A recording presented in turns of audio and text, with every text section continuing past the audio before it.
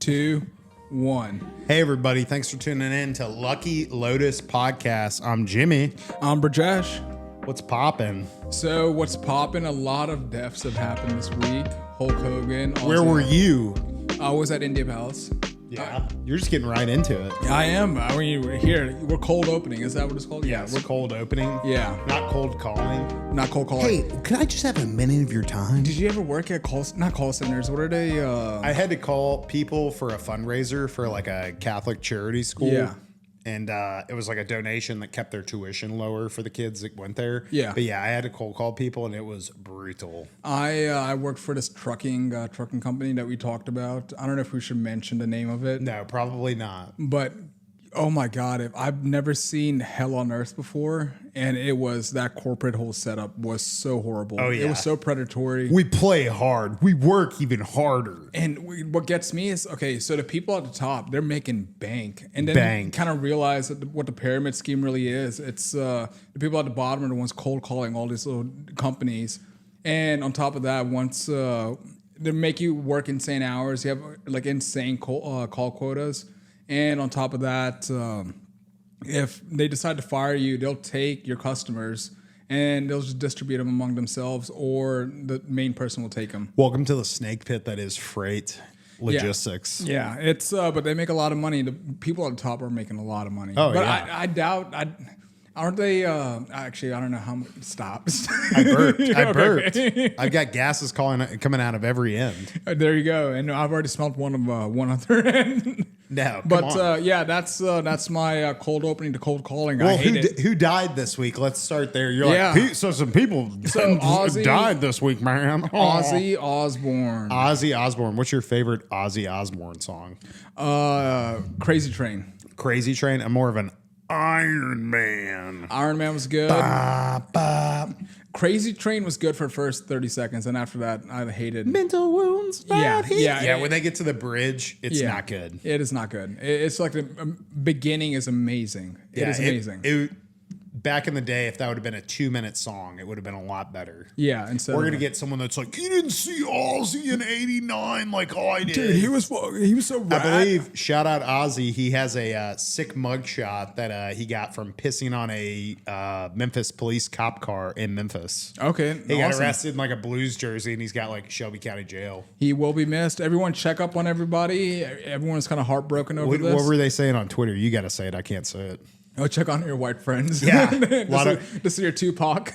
So that's pour one out for Ozzy. We also got to pour one out for Hulk Hogan. Hulk Hogan and the Hulkster. What is the Hulk's theme song? Since you're such a big Hulk Hogan fan. Oh, dude, I don't know. Hit me with the all in his brother. I am a real American. Dude, he was an icon. I think that's he probably brought in a lot of people into WWE, even watching it. What do you like better, when Hulk Hogan was the good guy or when he turned heel? I loved it when he turned heel. Yeah, especially when The Rock, even recently, when The Rock turned when heel. he turned heel. Yeah, you're right. No, it's I mean, it was like great. When he went like black sideburns. Yeah, and like the mustache was black. Dude, I didn't know the culture of WWE was so significant. So many people watch it, and it's of course I realize it's not real wrestling. I mean, that broke my heart when I was a kid. When I found out World Wrestling Entertainment. Yeah. I was a big Show fan, and like if he lost, The Undertaker. Ooh, how about who's your favorite wrestler? My favorite wrestler is Rey Mysterio, and of course, I think he got arrested in real life. Okay, well, whatever. Rey Mysterio's son's on there, and he sucks. Okay. I hate that guy. You know what? I think it's Dominic. Okay, well, we'd love to have him on. Well, talk like back about why in the he day, sucks so much. you know, WWE was really racy, and Hulk Hogan was a part of that. Like he's wrestling the Iron Sheik in the middle of like the height of Iran, like U.S. tensions and stuff like that. No, it was something else. It was Andre the Giant. Andre the Giant was on there. Who else? We won't talk about this, but you need to see the Dark Side of the Ring on. I believe it was on Vice originally. I don't know where you can find it, but find Dark Side of the Ring. There's also, I want all of our viewers to Google the Andre the Giant Playboy story. It's crazy how many of them are addicted to drugs or like hard pills. Oh, yeah. It's just like, and how many of them are suffering from severe injuries too? They gave each other halcyons, muscle relaxers, knocked each other out, cut their ponytails off, stuff like that. Oh my God. Now, going back to like modern day WWE, do you think Logan Paul is going to make it? I'm not going to talk about modern WWE. This is what I was going to tell you. I went to Monday Night Raw and it was not the same as when I was a kid. Yeah. Not because I wasn't a kid, just because everything's much more PC and PG. Well, yeah, I mean, especially like like there's some episodes of like Vince McMahon saying the N-word and like just crazy stuff back in the day. And they aired it. Dude, I mean, they should practice freedom of speech then. Bring back the ratings. I'm kidding. I'm just saying. No, okay, so we're going to switch it up this episode. We're going to start with our six big we got to talk about the other person who died. Oh, yeah, you're right. Yeah, you're right. We got to talk about... listen, I've had a very long week. Famously known as the son from The Cosby Show, also Malcolm Jamal Warner died, and I believe he died of drowning this week. Oh, okay, what happened? He drowned. Yeah, no, but it's like... the details are still fuzzy. I don't want to say anything in the chat. Light me up with comments about how he died. But that's all I know. I haven't read too much into it. What I will tell you is Bill Cosby released a statement, and I don't think we needed that statement from Bill Cosby. Do you want to summarize it? Or? No, I don't want to summarize it. I just... go check it out. Bill Cosby should probably lay low. I feel like everyone in America has a... not so good opinion of him. Yeah, I wonder why. I wonder what happened. Yeah. So, but if you watch like some of the old Cosby shows, it's not like some of the lines in there are pretty wild. Well, I mean, looking back at it with everything that's come out, it's just, of course, it's wild, dude. That man was a predator of the highest degree. And he got out, I believe, from like a loophole out of everything. Yeah, but he's like 80 something now, and like basically like has dementia. Hey man, it was wrong back then. It's wrong now. He should pay for his crimes. What are you pointing at? Look, I'm anti Bill Cosby. We got pro Cosby over here. I'm not pro Cosby. I'm not pro Cosby. I'm not pro Diddy. Also, I'm not pro. We are not pro Diddy. I just want to put that out there. Why'd she die? Why? I don't know. Why she died? No, why'd she die? Why is Wendy Williams locked up? Oh, you're still calling back to that joke. You really like that one, didn't you? That joke. I'm gonna say it every time. Yeah. What's the joke? What is it? She found out about the free cost and he hit the kill switch. That's your funniest 6 big beers joke, and we're gonna have a moment of silence for everyone that died. All right, we're going to move into 6 big beers. You know who'd love a beer this week? Ozzy. You know who'd love a beer even more? The Hulkster. 100%. Okay, so I'm going to... And this is all out of respect. I love you, Hulk Hogan. You did great for the industry. Doing Hulk Hogan? Yeah, I'm doing Hulk Hogan. So 6 big beers is a segment why somebody's having a bad week, and Brijesh has now chosen someone that has died. Well, I mean... Go ahead, big boy. No. One thing about him, Hulk he was an icon. He's always going to be an icon. Hell, like what is it? Him saying "brother." Hey, brother. Hey, brother. I mean, love that's never going to disappear. I love like the sweaty face where he's in a chokehold is a meme, and it's like when you're in a porta potty outside in the middle of summer. I'm in here, brother. I'm in here, brother. Okay, we'll start with beer number 6. Beer number 6. Why do I always mess this up? Here we go. Hulk Hogan looks like if a hot dog gained sentience and started saying the N-word. Okay. Okay, ready? You're starting off pretty hot. Here we go. It only gets better from here. All right. Beer number 5. The dude tore his shirt more than his hamstring. Brother was one leg drop away from a Life Alert commercial. I like that. You like that? Okay, beer number 4. Hogan wrestled for decades and still couldn't pin down a good relationship with his daughter. He body slammed Andre the Giant but couldn't wrestle with therapy. Yeah, okay. That one's tough. Yeah, here we go. Beer number 3. Every time Hulk Hogan said brother, an actual black guy got a restraining order. Okay. Here we go. Okay, ready? All right. Yeah. Beer number 2. Beer number 2. He wears a do-rag like it's a court-ordered. Hulk looks like Kid Rock got stung by bees and got radicalized at a Golden Corral. Okay. Beer number 1. Here we go. Hogan's the only guy who went bald before he lost his hair. Man's been rocking a horseshoe since Vietnam, not the war, the buffet. All right, that one was not as good. Okay. Was that beer number 1? Beer number 1. You started strong. You gotta have your finisher. Well, the Hulk Hogan. I mean, I'll be honest. As I'm saying it, I feel kind of bad because Hulk Hogan was the man. He was pretty awesome. You gave me a Red Bull earlier, and I feel like Hulk Hogan. Yeah, the Red Bull's hit me too. All right. So my 6 big beers this week are going to be about Jerome Powell. I'm going to come out hot out of the gate. Jerome Powell is having a bad week. Here are 6 reasons that Jerome Powell needs a beer. Jerome Powell's week is so bad, his rate hikes are crashing harder than his Wi-Fi during the virtual Fed meeting. Beer number 2. Powell's having such a bad week, his balance sheet looks like it was audited by a toddler with a crayon. Okay. All right. They're getting better. Beer number 4. His economic forecasts are so off, they might as well be a coin toss into a crystal ball. I like that. All right.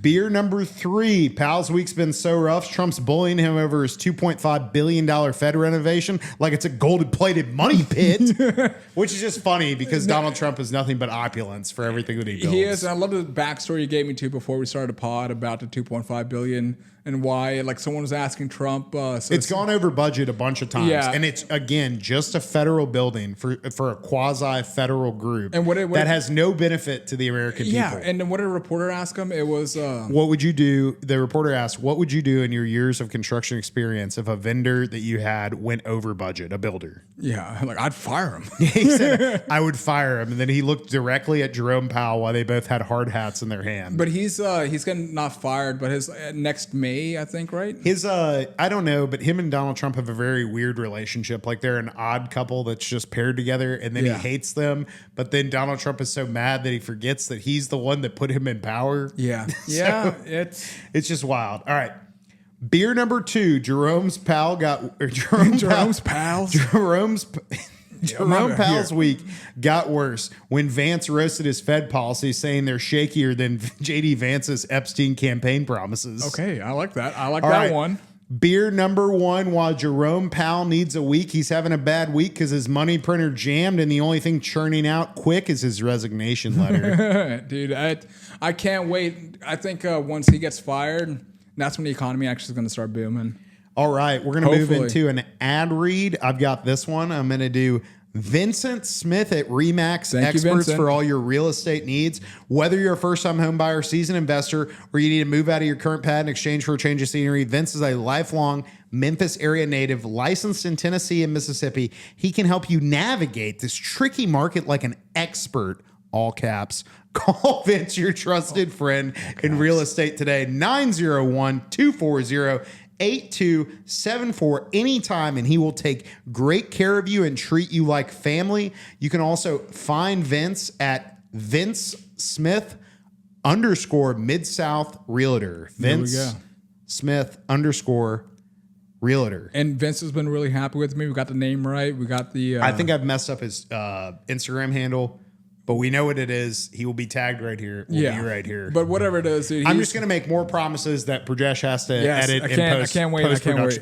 Hey, we've made it this far and we haven't had to edit anything out, so that's good. Yeah, 100%. And then on top of that, he's like, I love people like Vince and how patient he is. He's a very patient man. You know, he said nicer things about our ad read and our sponsor than he said about me all day. Y'all are doing a great job. All right. You got a current event lined up for us. Okay. So talking about conflicts going around the world, we have Ukraine, Russia. We have Gaza, Israel. I thought you were going to talk about Barks root beer versus Mug root beer. Dude, that'd be an amazing. That'd be a great constant segue. Struggle. That would be, or cane sugar versus not cane sugar with RFK. Dude, yeah, the yellow top Coke. Yeah, it's like, okay, that's whatever it is. It's the price of sugar is through the roof. I know we're taking a tangent. Give me some sugar. But remember that picture of RFK on with Donald Trump and they were eating McDonald's together? I just need a cup of sugar. Like everything he's against. It's just like how many people have sold out so far working for Donald Trump. Oh yeah, for sure. Him eating McDonald's. Yeah, I heard that he was on a plane. Someone else was talking about this, and he was. I think it was one of the people that's in the Nelk Boy crew, but not one of the Nelk Boys. And he was like, "Man, I was trying to lose weight," and they were like, "What do you want from McDonald's?" And he was like, And he was like, "It's a joke. Donald Trump orders for all of us. He gets the And you cannot deviate. Like it's a faux pas to deviate and get like a salad from McDonald's. Yeah, dude, I mean, talking about the Nelk Boys, I don't know if you want to mention they just released an episode of him or them and Benjamin Netanyahu, and they got completely roasted. I did. I saw that because they said they didn't know what kissing the wall meant. They didn't know a bunch of stuff and like blah blah. It's and I would the issue is if you do that, why do you take the tour that says that? I think I don't know. I think there may have been some financial incentive that I saw reported. That's alleged. I don't know anything about this, but I don't think it was like the boys just took a trip to Israel. Yeah, that's just me. But at the same time, it's just like, dude, let's be honest. It's like you're in the middle of a civil war and you're going to one side and being like, hey, what's going on? And it's not like a slight on them for having Netanyahu on. It's not about platforming Netanyahu. It's more so that you have a prominent leader on with these current events going on, and then you admit on air that we didn't do enough research, which is also like a slap in the face of everybody else who wants to get Netanyahu and ask him questions about his corruption trial, to like what's going on in Gaza, what's going on with the aid. It's just biggest, like, this is, I hope we never become this. I never want to be a useful idiot. Okay. You know? Damn, shots fired at the Nelk boys. It's just, I mean... Looks like you're not getting a happy dad deal anytime soon. No, dude. I don't know if they're really happy over there right now, too. They're doing a lot of damage control. Once Steve Will Do It was out and MTV Jesse was out, I'm out on those guys. Those are the two funniest guys that are on there. I like Kyle a lot, but everyone else, I don't know. Kyle, he's a main dude, right? Yeah, I love. There's an episode they go to a vineyard in Mexico and they like ruined the entire experience for everyone else that's on the tour. Kyle's really good at podcasting. He like by himself does a great job, but it's who's that other little fat dude, Steiny? Yeah, that's between you and Steiny. Yeah, it's just like that's another. You know what? I take it back. Brijesh will box Steiny. Steiny gives me hope that we too can make it. Steiny gives me hope. That's funny. But like, that's one of the funnier things you said today. Really, second funniest or first funniest? I don't know. One of your six big beers was good. Gotcha. Number 3 should have been number 1. It's just we're all over the place. We're all over the place. Okay, so back to the conflicts. Your current event. My current event. Another conflict's broken out between Thailand and Cambodia. So this marks another skirmish. We had recently India, Pakistan, Iran, U.S. Or Iran, Israel, like quotation marks. And now with something, another border dispute happening between Cambodia and Thailand. It happened July 24th, 2025, of course, this year. And it's, so armed clashes erupted along the disputed border. I'm going to mess this up, so please don't burn me in the chat. Is this like a Kashmir situation where it's a disputed territory across the border? Yeah, so they had, like back in the colonial days, they already like charted out their territories, but it's been heavily disputed. Okay. And apparently, was it, I don't want to get this wrong. DevTool. Please don't. Here, let's. Please don't get any of the facts about anything wrong and sound off in the comments if he does. Please fact check us. We're pro fact checking on this podcast. We're 100% are. It's like we want to. Dude, come on, let's be honest. We want to get this podcast to a level where we can like have prominent people. Let's do it. You know, be super combative with them too. For the views. Exactly. Like that's all we. Don't let them off the hook. Never have a big hook. Go on. Okay, so back in May, a Cambodian soldier was killed on the border of Cambodia and Thailand, was it Thailand? And stop. Okay, so recently, armed clashes erupted on the border near the Tao Mun Tom Temple.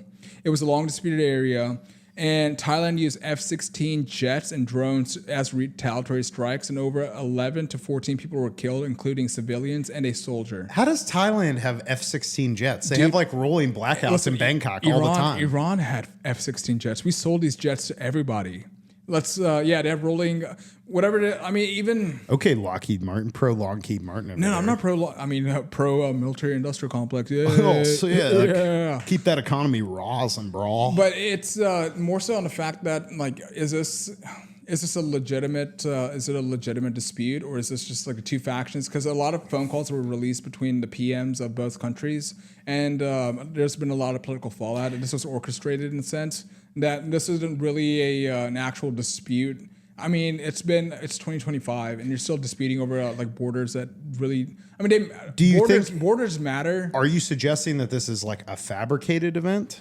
Or like it has some other incentive to it. Like as an example, I'm just going to throw this out there. North Korea, every time it's near election season or something, they launch a missile just so it seems like the U.S. is like, don't forget about us. Maybe it's just whatever it is. Maybe it is fabricated, but what's not fabricated are the lives that were lost. And that's what usually that's what. Fair enough. Way to make me sound really bad. No. But you're 100% right about like you have prominent kings, prominent PMs who decide what the masses have to do, and their sons and daughters are never going to be in the middle of that conflict. And if you erupt a war, I mean, one thing we've noticed is that war is heavily profitable, and it's. I mean, really what this concerns all of us, like how this concerns all of us, is that isn't this how World War II, World War I started with like light skirmishes between like nations, and it dragged everybody in. Now this is like World War III. We've talked about it multiple times, but it's like we are at the doorstep.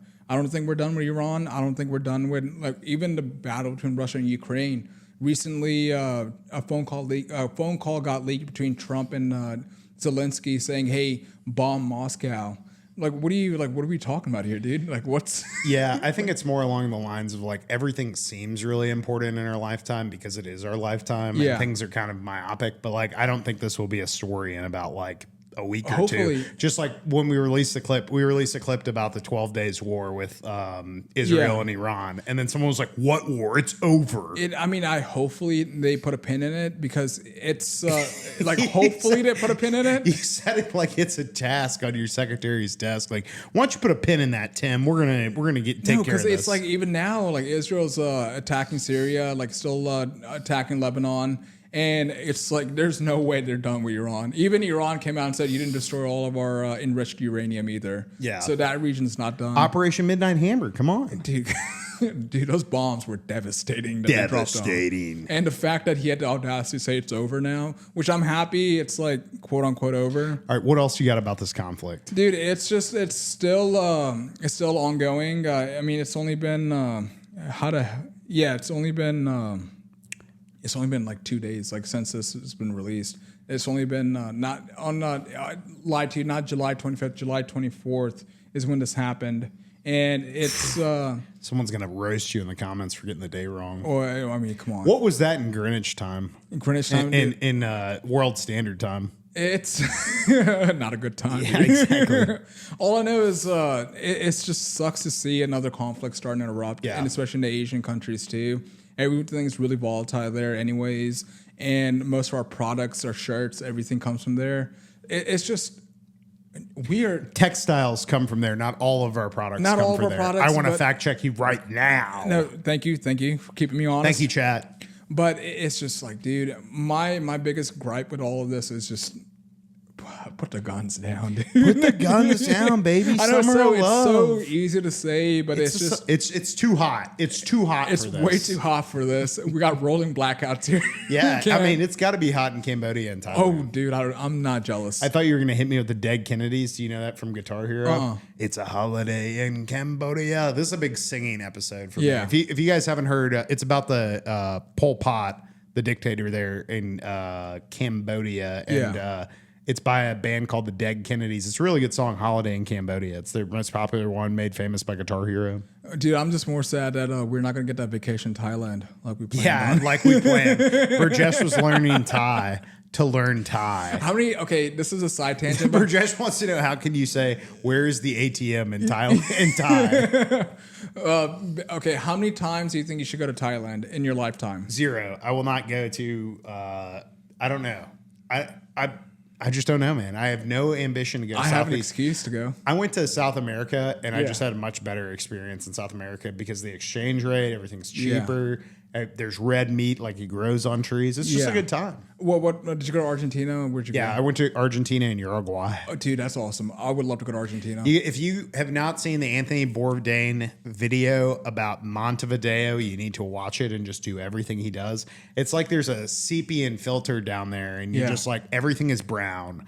But it's like in Red Dead Redemption, when you go across the border into Mexico and all your colors change on your game. Yeah. That's what it feels like being in Montevideo in Uruguay. Shout out Raka, our guide in the field. Okay, well, I've never been down there, but shout out. I would love to go check it out, dude. Yeah, we should go sometime. It'd be a great 100%. Time. Why don't we just jet out? I saw flights right now in the U.S. are the cheapest they've been since 2017. Yeah, like you can go to Europe for like $600. It's also dangerous.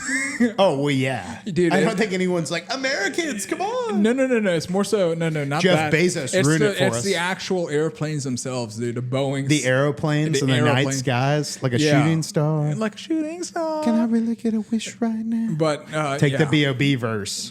Dude, I don't. Can I get a kiss right now? No, it's like maybe like a dream or a wish. I just like, what are you doing, dude? That's the B.O.B. You hate me just singing. Half this podcast has just been me singing. Yeah, it has been. I mean, you hate it. He hates it. No, Chad. I don't. Get animated. I am animated. Yeah, Here we let's go. go. Okay, so I want you to say podcast. 1, 2, 3. Podcast. Dude, no, we're better than Nuck Boys. Dude, you're off the rails over there. Reel it in, champ. It's Red Bull. Reel it Red in. Bull, empty can. Okay, so dude, I'm on San Pellegrino. You want to know why? Why? Because I only did 9,000. Did you finish that bottle? Yeah. Oh, awesome. I only did 9,999. So I couldn't did? move up to the Saratoga because I didn't do 10,000. You should do 10,000. Shout out Ashton Hall. He's killing it right now. Yeah. You were sending me videos on how to go viral with Ashton Hall, dude. It's just us running. I mean, it worked. I mean, it works. It works. Mr. Beast said that because he got so popular because his video didn't have any language in it, so then it bumps the algorithm internationally. I don't know if you know this or not. There's a large market in as Asia. soon as you speak English, and it becomes like an English video. Correct. And it's even the video you sent me was an AI duplicate of, but it was spin facts though. It was spin facts. AI dupe. AI dupe. Getting real dupey outside. It is getting dupey. So that's my Cambodia, Thailand. It's an ongoing conflict, and right now there's been about 14 casualties. 13 to 12 civilians and at least one soldier. So who knows how far this escalates? All right, mine is a lighter topic. We're gonna move into Jimmy's current event if that's okay with everybody. Here we go. All right. So mine is the #1 trending app in the App Store, overthrowing Chat GPT. What do you think it is? Oh, WhatsApp? No, it's a new app called T. Guess what it is? Was it? Can I take a wild guess? Can I take a wild guess? It's about testosterone and how to increase it? Okay, it's about sharing stories about men, or like very similar to the Facebook group that's "Are We Dating the Same Guy?" Oh, so you can post stuff and then find interactions and reviews, possibly of men in your area. Yeah. Okay. That's really. But it's anonymous. That's deep state. It's anonymous. You can't take screenshots. Yeah. And can't take screenshots. Can't take screenshots, so you can't take it in the app. But obviously, you could use another device and screenshot your phone. Yeah. So very okay. But anyway, it's the #1 app in the App Store. So there was not a male version of it today. Guess what the male version of T is in the App Store today? Can I guess a letter? B. Yes, it does start with B. What do you think it is? I don't want to say it then. It's called Box Score. Oh, never mind. That was going to be. It's an all male app where you can rate women. So you have T and you have Box Score. Obviously, you get the joke. But anyway, I'm just reporting the facts. I'm not making any comments about it. Yeah. I'm just saying T is the #1 app in the App Store today. And I just want to revisit R.I.P. Hulk Hogan. R.I.P. He did Hulk not Hogan. live long enough to experience T. Well, and Box Score. Yes. So anyway, it's very fun to say. Yeah. But the controversy that's out there is T has a rating of 4.9 in the App Store right now. Yeah. Guess what the rating of Box Score is in the App Store? It's got to be 1. 2.4. Not surprised. You can read the ratings. One of them's like, "Thank you so much. This is very safe. This is going to be very helpful. Yeah. I'm so glad we have a community like this." And then the other one is, "This is absolutely disgusting. How could they do this?" So anyway, I'm just reporting that there is this app called T. Yeah. And there's this app called Box Score. Well, it's I guess I don't know. I have no real thought, dude. If you Can guys you want imagine your profile, we'll isn't get that to an some invasion? Isn't that an invasion of privacy? Remember Yik Yak? Remember Yik Yak? Yes, it's like it's kind of like the Yik Yak. Yeah. But there's other things that are on there that can post. But Yeah. then it's like, could you imagine if you have to link your T score to your Hinge or your Tinder or To your stuff credit like score? that? Right, exactly. So it's kind of like, don't worry about Black Mirror coming. We're gonna do it for you, Dude, Or just like our previous guest John said. It's just going to rock you to sleep with stimulus. Yeah, and it's just we love scoring, we love profiling, we love putting people in categories. And it's not to say there aren't like great guys out there or good guys, but it's just like once a narrative gets out of hand. Yeah, what I'll say is like, we started a podcast. We value our feedback. We've listened to the people that have left comments and whatnot. But it's like a Google review for people. Yeah, that's what I'm saying. That's not, dude, it's not healthy. I'm not. It's not healthy either way you slice it, and then you can make up like you could justify both apps, and someone's going to be mad at you on each side. Okay, so we're lucky. The people, or like the males in our circles, they're like all normal people. They're not Andrew Tate, like what is it? Like Tangent. I feel like because we would make fun of them. Yeah, 100%. Right. Dude. It's like, and like he came out, dude. He's like, they're not. No one's a self-proclaimed alpha male, which we would laugh at so quickly. Right. Anyone who like went out their way to say an alpha male, but it's just like. Have you seen that the alpha culture and like people like it's that? Self-destructing. No, it's not self-destructing. A lot of younger kids are getting into it, and they're walking up to their teacher and saying, "I am the alpha." Which is, I mean, I guess it's kind of corny, but yeah, or like saying Ohio or like stuff like that. Yeah, but that just could be. I mean, it's kids, dude. Go through all the Gen Z slang. It doesn't. Us fellow Gen Zers. But okay, sure, like it's influencing the kids growing up, but at the same time, dude, it's just like that's why you got to have like strong like role models in your life making fun of you. Like, yeah, how did we grow out of it? Because it's not like we didn't like pick up trends. It's our dads and like older brothers made fun of us. Or like, God forbid you wear something stupid to your public high school. Yeah, you couldn't make it. If you made it to second period without someone just absolutely clowning you. Yeah, like that's how guys grow. And I don't want to like put that out there like bullying is a thing, but it's just like that is legitimately how people like develop, at least males. But back to like our friends, we're lucky that we can say they're all like they got their head on, like most of them have their head on straight. But it's just I can imagine some of them need a quarter rotation. A little, some of them. I can want to start naming names. Name names. We will drop dimes all day. But it's just like no, our populace is like people who are influenced by this garbage, and then it's just like they go out. It's like here's my dude. There's okay, maybe a body count was relevant in the high school, but. Is anyone around you still talking about what's your body count, like anything like that? No, Brijesh, they sure aren't. I don't know where this line of questioning is going. No, but what I'm trying to say is that like it's like there are people still out there that hold that as like a religious card, and like, hey, this is my like my value on this earth is like my body count. My value on this earth is like I'm an alpha male. So please, no one get on T and rate Brijesh. Well, no, please do go ahead and be like, he's got a sick podcast. No, but it's just like it's. I can see why they would make it, and I can also. It's hilarious that box score came out because it's like a.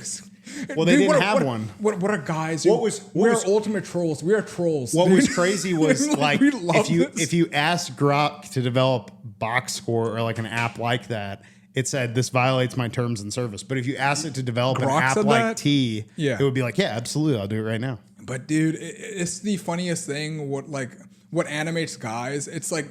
It's the joke. We love joking around, teasing people. Well, yeah. I also feel I don't want to like get like. I feel like there's out of hand. Unhealthy rise of incel culture, and then like people maybe like it used to be. Some of those people were say ostracized. I'm not saying that bullying is the right thing and stuff like that. But what I am saying is now they have a community and they don't feel alone, so they would rather be involuntarily celibate. Is this podcast talking about? They would rather do that than take a chance at rejection or anything like that. Well, dude, I think, and I can only speak as far as like myself, I mean, that's part of life. And it's such a hard pill to swallow because when you're like 16, 17, you know you've had that crush on somebody. She outright rejects you, destroys your world. Vicky Valancourt. And then goes out of her way to tell her Veronica friends. Vaughn. Oh my God, dude. That's like that, in all the Adam Sandler movies, there's a VV person that has broken his heart and he won't say who it is, but they're all named Vicky Valancourt, Veronica Vaughn. Yeah. That Veronica Vaughn. It wouldn't be hard to find out who hurt Adam. Who hurt Adam and is now in every one of his movies. But imagine you turned down Adam Sandler and then he turned out to be who he was. You're like, damn, maybe I should have gone on a date with that kid. Apparently like his wife loves him now. Like it's not now, but his wife really loves him now. Yeah, when he puts out Grown Ups 3, they're going to renew their vows. He's a high value man. Yeah. All right, moving to your ad read. Okay, so speaking of high value men, here call WCWS Law Firm today. Our expert attorneys are here to make the process smooth and stress free with services like selling estates, managing wills, resolving disputes, handling trusts, and guiding you through every legal detail. Based right in the heart of Memphis, we're your local probate pros. Reach us at 901-523-1844 or visit WCWSlaw.com now. Could you get that laptop any closer to your face for that ad? Dude, my eyes are horrible. You know what's crazy? I should have done this before. But My eyes and my ears are going. I also made a separate banner for WCWS Law too. So it's just like, why not? Like, Hey, I'm learning how to edit. Speaking of banners, we have invested in the podcast. This may be the last week or two that we have this table. 2, I think. 2. So we will have a new table, and we are going to have some coasters. We're going to give it out to some local bars in the Memphis area. You want to tell them anything else we got going on? We got a guest possibly coming up. Yeah, we got a guest possibly coming on next week. Don't plug him, but let's we'll keep it a surprise. He's an awesome dude. He's very fashion forward. Very fashion forward, and he's got a heart of gold. He's got a heart of gold. He's a lovely individual. Dude, you got me in a little singing mood. Ooh, also we have a lottery going on. So yeah, tell them about the contest. Here we go. So let me not. We are not giving away a PS5. There's no PS5s here. Please don't haggle us about that. Sorry I ever said that. Day 64 of not giving away a PS5. But we are having even better. We're having a lottery. So once we hit our 1,000 subscribers, we'll choose between YouTube. On YouTube, and we'll do it live. We'll print out the names, and whoever we pick out, we would love to like host you. If you're from the local area, we'll take you out to a Bass Pro Shop. We'll have a podcast with you. If you're not from here, we'll send you a rack of rendezvous ribs. That's right. And FedEx. we'll still do a podcast with you over Zoom. Yes, I'm going to extend this contest. If you are part of our first 2,000 subscribers on Instagram, or our first 1,000 subscribers on TikTok. There we go. We will also do it. So whatever one hits it, so you need to follow all 3. You need to ring that bell, subscribe, follow. The notification buttons. Whichever one hits that mark first. Either we get 2,000 subscribers on Instagram, 1,000 subscribers on YouTube, or 1,000 on TikTok. Followers. Yeah. When I say followers and subscribers, we're interchangeable. Should we show some love to Facebook? No.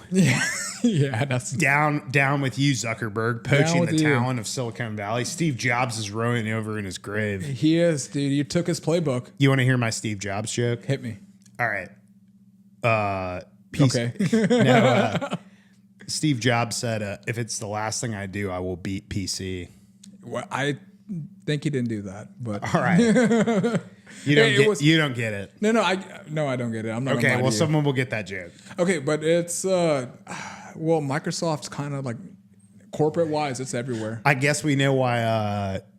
We're Apple First podcast. We know why Bill Gates got divorced, because he was Microsoft. All right.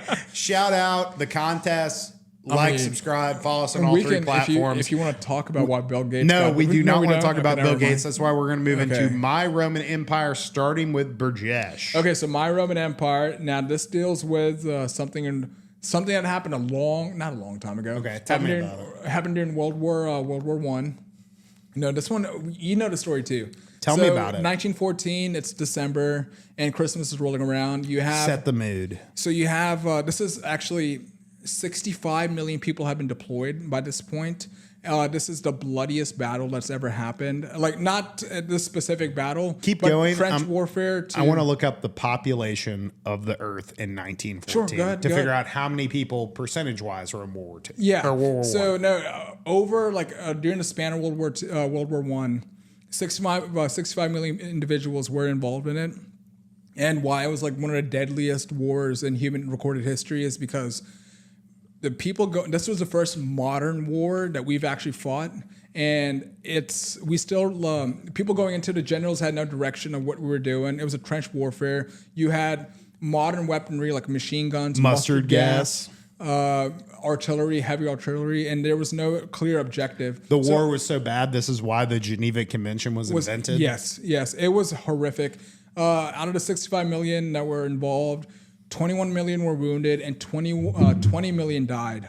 So that gives you a little backdrop of how deadly and useless this war was, because there wasn't really any reason for this war to happen in the first place.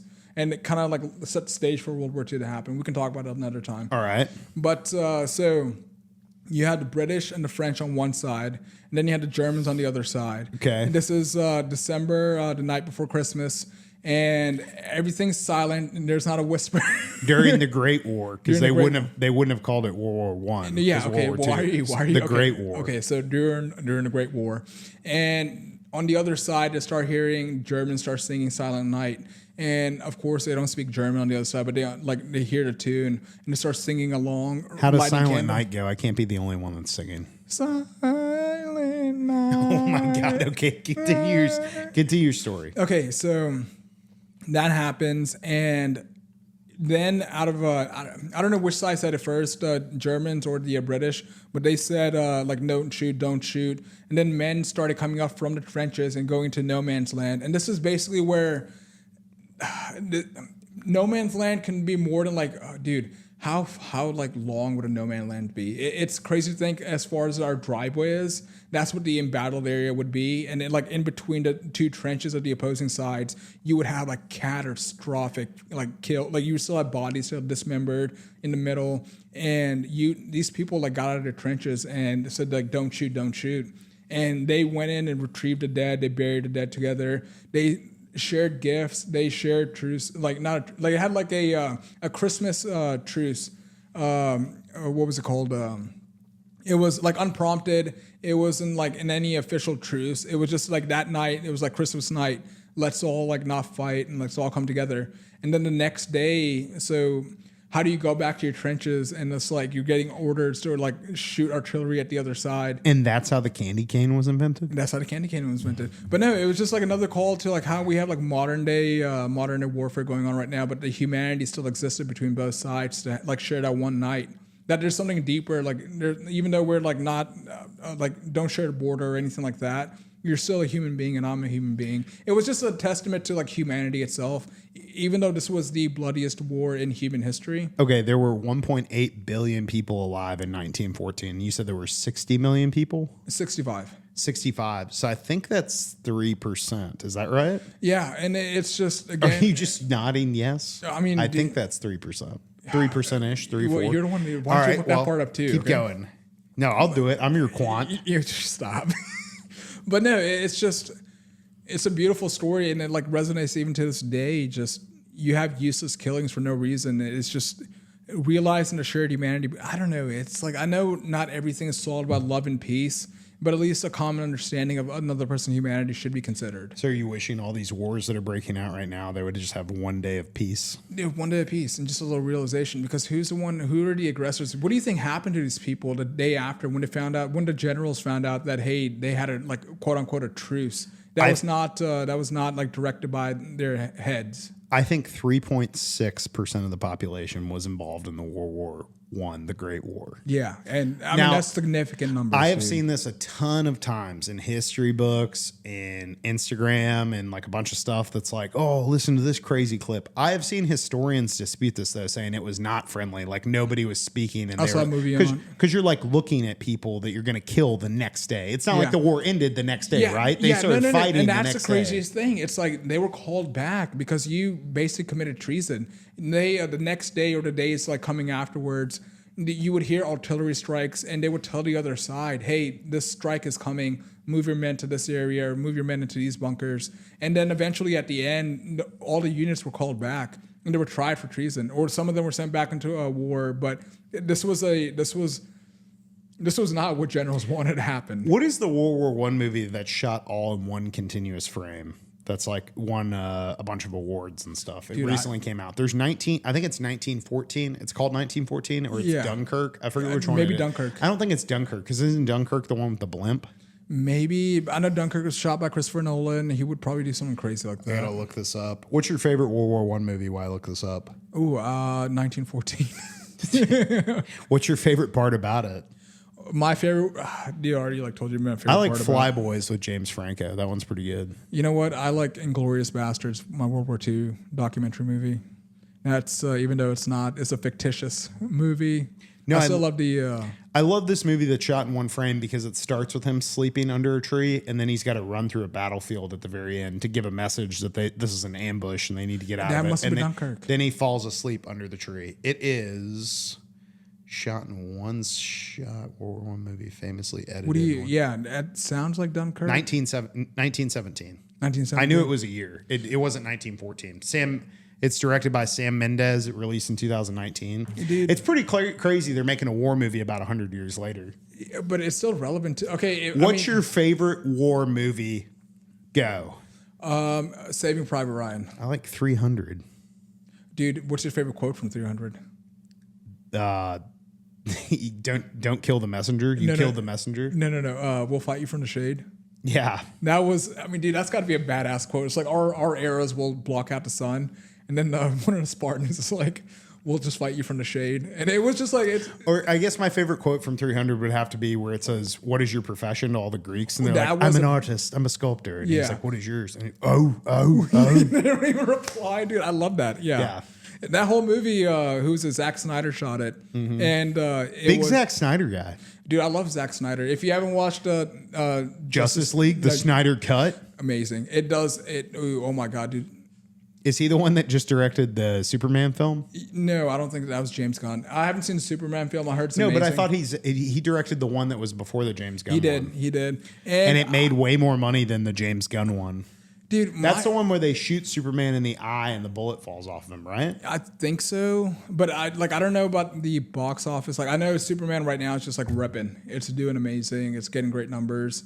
But the old Superman, one thing that the studios did Zack Snyder wrong is like, I don't know if you got a chance. They cut it without releasing the movie he wanted to release. Yeah, that's dude, what they did wrong. Completely changed. Is that what you were going to say? Yeah, they completely changed the entire movie. Watching the Snyder cut, it was wild to see. Imagine if The Dark Knight was cut the same way that was cut. Dude, that would suck. And then even Batman versus Superman, even though they only took out a couple minutes, those couple minutes made so much more sense to the entire movie. I got nothing to do with the Ben Afflecks. Well, I mean, dude, it's like whatever it is. Zack Snyder is a underrated director. You're telling me is it Cavill or Cavill? Yeah, Henry Cavill. Henry Cavill. Yeah, versus the guy who played the Dark Knight Batman, Christian Bale. Dude, that would have been all time. All time, yes, of course. But let's be honest, dude. I'm always team Batman. Of course, Batman can do it. I can't believe Batman can take on Superman. You're saying you're glad Heath Ledger's dead? Did I say that? I can't believe you said that, Chad. Rewind the podcast. I did not say that, dude. He was only person to win an Oscar after death. And no one will be a better Joker than him. That man was the epitome of Joker. I could watch that movie on an island by myself for the rest of the time. Oh, who was it? The Dark Knight. The most quoted segment of that whole Dark Knight was either you die a hero or you live long enough to become a villain. It's over quoted to this day, dude. Sometimes I call people and I leave the quote where it's like, I was looking for a man in Calcutta who was stealing rubies that were the size of tangerines, and then I saw a baby playing with one. Okay, I butchered that quote. What is that from? That's from The Dark Knight, because he's asking why the Joker is so bad in The Dark Knight and why he just wants to hurt people. And he's like, some men just like to watch the world burn. Yes, dude. That scene was awesome, too. It's like we had like when who was the British dude that played Butler? I don't know. That's what I was just thinking. Oh my God. But it's like he's really famous. He's in the original Italian Job, which is much better than the Italian Job with Mark Wahlberg. Then he was Michael Caine. No, it's not Michael Caine. No, but maybe it's something Caine. But it was just like there was an evil man that only wanted to see the forest burn. I don't know why we're quoting. I love The Dark Knight Rises. Christopher Nolan in general. It's not that. Amazing. The whole plot of that story is that in The Dark Knight, they have someone that's stealing gems just to steal gems and cause chaos, not for the value of the money, because the Joker burns that pile of money in The Dark Knight too. Dude, and isn't that awesome too? It's just altogether, Heath Ledger, though, they did an amazing job of playing the Joker. My favorite quote at the end when Batman was fighting Joker, he's like, "Do you want to know how I got these scars? No, but I know how you got these ones." Shoots him in the face. Yeah, like I love. Yeah, Michael Caine. I was right. Yeah.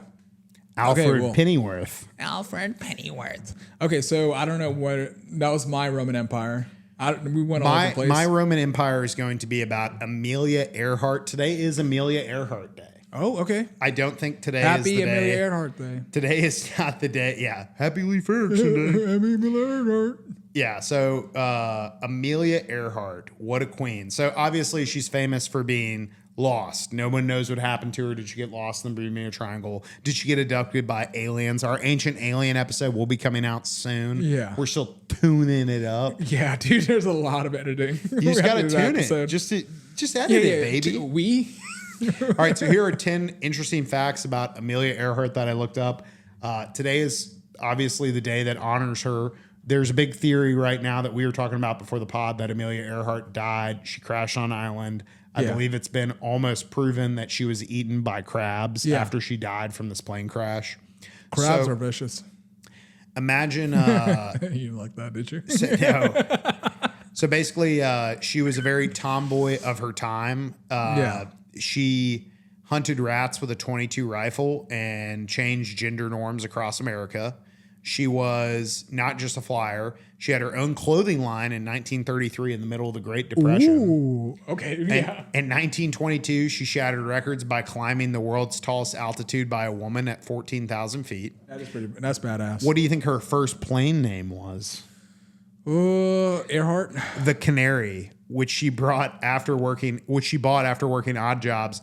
And basically she said, I'm ready to conquer the skies like a sunny, feisty biplane. That's a quote. That's awesome, dude. It's like, I don't think people understand nowadays, like if women feel like they don't have rights now, just imagine back in the day, back around the time of Amelia Earhart, like how much that must have been disliked or like looked down upon. Yeah. She founded a organization that was just for the betterment of training female pilots and getting women into aviation called 99s. Yeah. Do you think she would have tea? Do you think she'd download tea? She became the first woman to stop. She became the first woman to fly solo from Hawaii to California. And beyond flying, she was a wordsmith, and she wrote one of the best-selling books of her time called The Fun of It. Yeah. And she piloted an experimental airplane in 1931 that was a rotocraft, kind of like a helicopter plane hybrid. Yeah. And setting cross-country records. A lot of people called her a mad inventor. Yeah. And then she also had excitement buzzing with the Tartaria Object Expedition launching to an island that I can't pronounce in November. Yeah. Hunting her lost plane. So this was the thing that we were talking about where they were using sonar images to try and solve that 88-year mystery where they think it's from crafts or from crabs and whatnot. Yeah. And then the final one, I've just been butchering all these. No, you're good. You're good. Expedition Amelia in 2025 turned heads when they believed that they found her wreckage in Papua New Guinea. Dude, it's just a crazy... But what a way to go out. Actually, never mind. What a way to go out. Because she died I know she got stranded. I must have sucked the last couple of days, but she died and no one knew what happened to her. And she probably didn't know if anyone was going to remember her, but it's like, We still do. We're talking about it right now. I mean, the myth lives on. Of course, who knows? What's that movie with Tom Hanks when he's on an island? Wilson. Wilson. No, it's Castaway. Wilson is the volleyball that he has because it's a Wilson volleyball. But it's just, dude, even that, it's like what a better way to die and become a myth. Man, talking about movies, when he takes that dead tooth out in Castaway with the skate. Or when he gets, that was disgusting. And he's a FedEx guy. He is a FedEx guy. He comes back to Memphis just to see. That was such a heartbreaking scene. Tom Hanks was on a roll when he came out with Castaway, Forrest Gump, She's Got Mail. And these are movies I can watch on a deserted island on repeat. I'll tell you what, being stuck on an island and having to watch Castaway on repeat would be my own personal hell. Really? Yeah, I guess so. Because watching a movie about what you're doing, it'd be really cool to be on an island.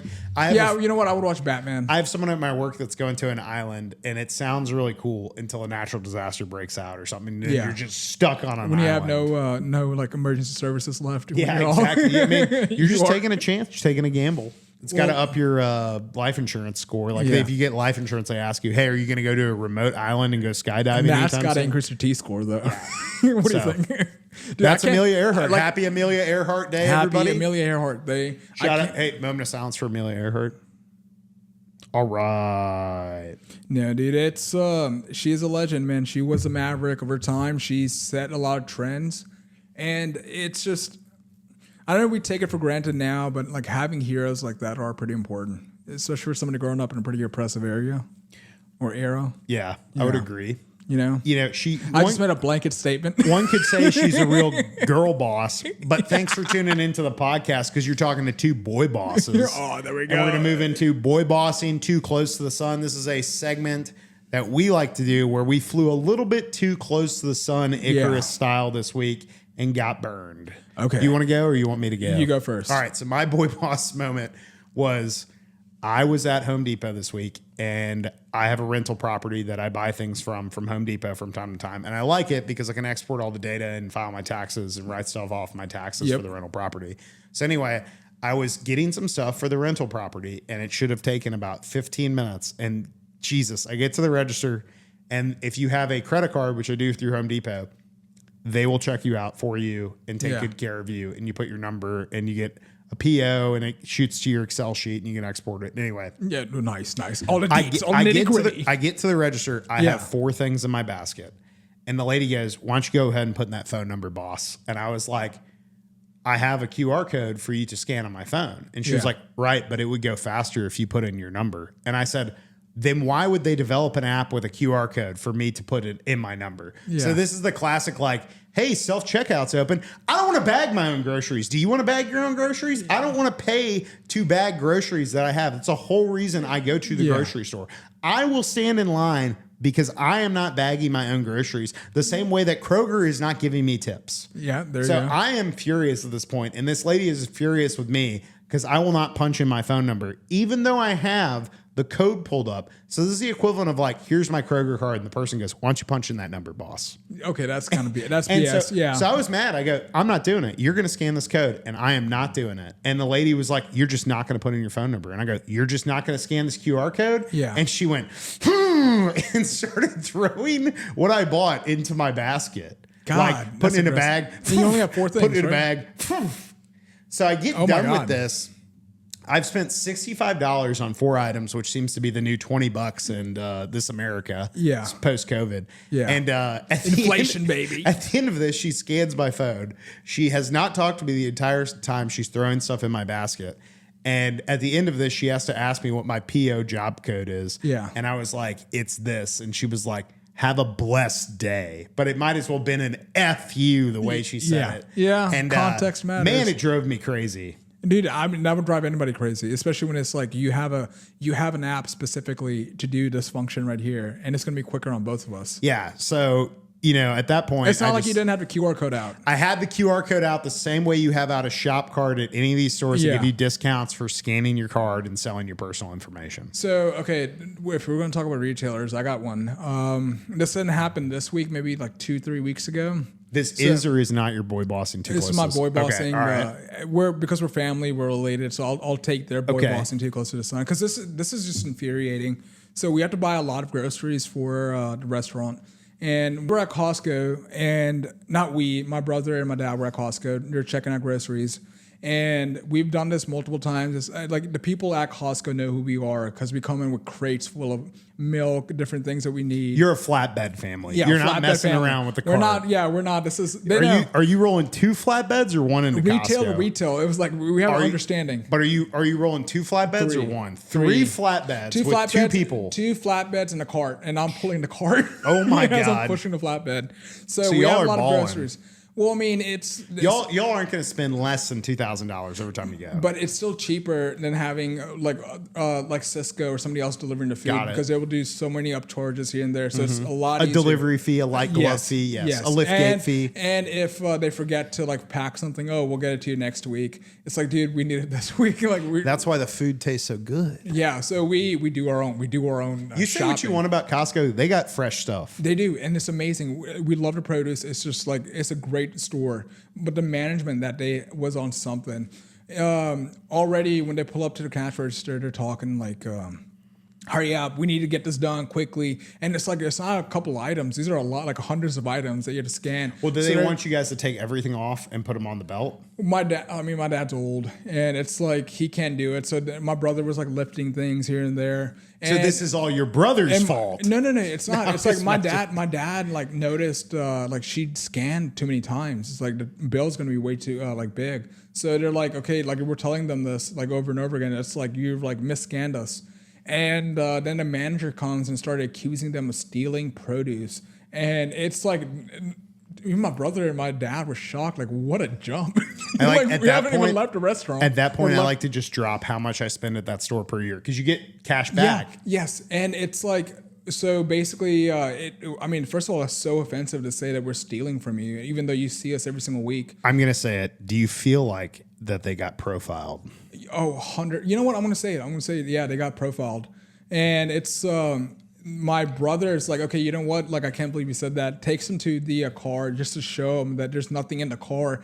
everything's here. Like we won't even have any room to steal. Yeah. And it's not even worth their time to stop you stealing. Yeah. Like how do you get past those doors? So you admit to stealing. No. It's like, how do you get past those doors without? Yeah, you can't. That's the receipt checker's fault. Yeah. Once you're in the parking lot, it's free game. Don't ever let them turn you around. Yeah. So he's in the parking lot. My brother's like, so you just accused us of stealing. Thank you. It's like, no. I didn't say that. Dude, what do you mean? You forced us to come out here so you can see the actual car. I feel like you should have got names, addresses, filed a Seattle Costco complaint. No, my dad, he's not a comprehensive. It's not worth his time. It's not worth his time, dude. It's like you got to load this stuff up. He's a baller. He just dropped $3,000 at Costco. We go back in and maybe some other head manager comes to like stop giving them grief, because what was happening is that people were passing us by and it looked like, oh my God, like these, even though we didn't do anything wrong. Well, they got to solve the entry and exit. That's the worst part of Costco. The exit and the entry are the worst. And then there you are, like already like accusing us, like, so we had, the receipt was wrong. And so the person at the checkout, like in the exit area, was like, where's this other stuff? Well, then they like jumped to the conclusion, you already stole it. I just don't understand, because if you were stealing vegetables, what'd you guys make out with? $27? Like, you know what I mean? Dude, it was just annoying because the whole time it's like, he was less concerned about that, but more concerned about the people looking at him. Like even though you're innocent, it doesn't look like you're innocent, you know? Like, and it's just, you're wearing the India Palace. We're running a defamation lawsuit. We'd love to. No, I'm kidding. I'm kidding. But it's just like another head manager came, like, he's one of our biggest spenders, or like of the month. Like don't stop or like hinder him. Afterwards, he like apologized, but I'm pretty sure we could have gotten a gift card or something out of it. I have been at Costco one time and they were like, self checkout's open, and I was like, I know self checkout's open. They're like, you get it checked out a lot faster in self checkout, and I was like, I pay to shop here, like Sam's Club, like I pay to shop here. I'm not going to check out my groceries myself. And, at that point, like, I just got so frustrated. I was like, then y'all restock it. And I just left a whole basket of groceries there. But, dude, it's annoying. Took my business to Walmart. It's like, okay, I understand the cashier or whatever is having a rough day, but at the same time, no one's forcing you to do this job. This just takes me back to every time I've ever seen my father freak out at a grocery store. And when I was little, I was like, what is he getting so upset about? But now, after working a job and going there and having to go to a grocery store and anything minorly inconveniencing you at the grocery store, especially an employee acting up at a place where you're going to spend a ton of money. Yeah. And it's just annoying because, first of all, what's with the attitude? Like, you made a mistake. It's your mistake, and you're accusing us of like the mistake. Like, you give us the money back, and I don't know, dude. It was just a whole ordeal. If only your brother would have had like Meta Ray glasses on and filmed the whole thing. And that's what I was thinking. But you know how that would have escalated the whole situation too. That just takes you to the next level. It's like, what is that? You should have just taken out your cell phone and start filming. Yeah, dude. Like, what is? I'm filming, and people get. It's kind of like the new World Star. Just take out your cell phone and go, I'm filming you. I'm filming you, dude. But it's like, that's when it like everything gets heightened to 10. If I had more time in a day, 100% get the camera out. Sorry, everybody, I hit the mic. No, you're good. You're good. We'll edit that. We'll kind of we'll chop it out. But yeah, that's it was just something frustrating that like my dad, he's not someone who like cares that much, kind of lets things go by the wayside, just because as a business person, you got multiple things you're dealing with all the time. You don't want anything boggling you down. But it's just like, dude, it's your dad getting embarrassed in front of other people. What do you mean? You're not going to do something about it? So neither you nor your brother stepped up for your father. No, our dad's the one who said, stand down, stand down. Who stepped up more? My brother, he stepped up. He did. Like, it was just, he's the one who took him to the car, showed him everything, and just made sure to say, like, I just hope you understand, you just accused us of stealing. Yeah. We ended up getting money back. And I think we could have gotten gift cards out of it too. We should have, or at least a free $1.50 dog. That's what I'm saying. We need free hot dogs. That would have been awesome. That would have been awesome. Their pizza or hot dogs. We demand hot dogs. One of everything from your buffet. So if we if only we could just dox this Costco and just raid their Google reviews. Justice for Brijesh's father. Dude, one day we will. They better watch out. We will. Better like and subscribe. This is your final warning, Home Depot and Costco. We will raid your chat. We will raid your live stream. But it's like, I've met the best people and worst people at grocery stores and like Home Depot, dude. It's like some of the people that will go out their way to help you, and some of the people that just make the whole experience 10 times worse. My least favorite person in a grocery store, someone's like, don't buy that. Let me tell you about that Dawn Power Wash. And I'm like, dude, get away from me. What's the time of the day? Yeah, just people don't have a job. Just like, somebody unemployed just being like, Yeah. The other thing at Costco is they have the free tire filler upper. And whenever I walk by, I guess I look like a guy that knows how to fill up tires. And people are like, can you help me? And every time I've been like, no. And so then I helped this guy. Yeah. And English was his second language for sure. And he was like, no air will go in the tire. And I was like, yeah, because the sidewall is missing on the tire. And he was like, but it's not working. I was like, yes, because there's a giant hole in the tire. And he's like, at what point do you say goodbye? Like, what point do you We're right across from a Goodyear. I said, go to Goodyear. The tires are right there. But how much would it cost? How much is that? Exactly. But dude, it's, what's another awkward thing? When you walk, like when you're exiting Costco, you notice people next to the AC units or like the free trips having to like not make eye contact with them. the free trips are you happy with your AC unit? Yeah. I certainly didn't come to Costco to buy a 2-ton AC unit. Dude, it's like I allowed it to quit messing with us because it got 3 crates we're pulling.